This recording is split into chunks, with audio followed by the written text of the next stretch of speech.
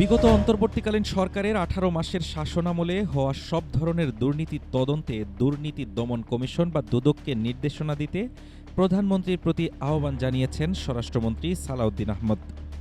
জাতীয় সংসদে ২০২৬-২৭ অর্থবছরের প্রস্তাবিত বাজেটের উপর সাধারণ আলোচনায় অংশ নিয়ে তিনি এ দাবি জানান। একই সাথে বিগত ১৬ বছরের আওয়ামী লীগের শাসনামলকে লুটপাটের অর্থনীতি আখ্যা দিয়ে তিনি বলেন, ওই সময়ে দেশ থেকে প্রায় ৩০ লাখ কোটি টাকা পাচার হয়েছে। অন্তর্বর্তীকালীন সরকারের ১.৫ বছরের অস্থির সময়ে হওয়া সব ধরনের দুর্নীতির উৎস ও হোতাদের খুঁজে বের করতে দুর্নীতি দমন কমিশনকে তদন্তের নির্দেশ দেওয়ার জন্য প্রধানমন্ত্রীর কাছে অনুরোধ জানিয়েছেন স্বরাষ্ট্রমন্ত্রী।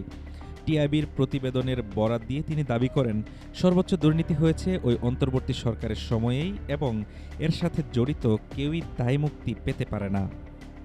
একই সাথে বিগত আওয়ামী লীগ সরকারের ১৬ বছরের শাসনামলকে লুটপাটের অর্থনীতি হিসেবে অভিহিত করেন স্বরাষ্ট্রমন্ত্রী। তিনি জানান, ক্রনি ক্যাপিটালিজম ও লাগামহীন দুর্নীতির কারণে প্রতি বছর গড়ে $16 বিলিয়ন পাচার হয়েছে, যার মোট পরিমাণ প্রায় ৩০ লাখ কোটি টাকা। শুধু উন্নয়ন প্রকল্প থেকেই $14 বিলিয়ন আত্মসাৎ করা হয়েছে উল্লেখ করে তিনি বলেন, ব্যাংকিং খাতের অনিয়মের অর্থ দিয়ে ১৪টি মেট্রো রেল বা ২৪টি পদ্মা সেতু নির্মাণ করা সম্ভব হতো।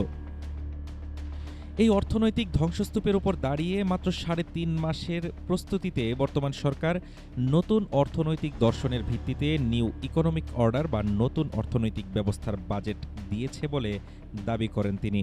উল্লেখ করেন, বৈশ্বিক সংকটের মধ্যেও জনগণের উপর বাড়তি চাপ না দিয়ে নিত্যপণ্যের উপর কোনো নতুন কর আরোপ করা হয়নি, যার ফলে এবার বাজেট পরবর্তী বাজারে মূল্যের কোনো ঊর্ধ্বমুখী ঢেউ দেখা যায়নি।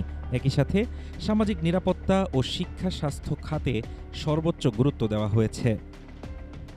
দেশের আইনশৃঙ্খলা পরিস্থিতি প্রসঙ্গে স্বরাষ্ট্রমন্ত্রী জানান, বর্তমানে অপরাধ সংঘটিত হলে দ্রুত মামলা নেওয়া ও আসামি গ্রেপ্তার করা হচ্ছে। মামলা গ্রহণের প্রবণতা বাড়াতেই অপরাধের পরিসংখ্যান বেশি দেখাচ্ছে।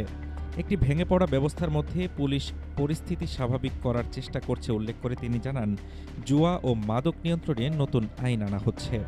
সাধারণ মানুষকে স্বস্তি দেওয়া এই বাজেট সংসদে সর্বসম্মতিক্রমে পাশ হবে বলে আশাবাদ ব্যক্ত করেন তিনি। হাফিজুর রহমান তুষার, ঢাকা টুডে।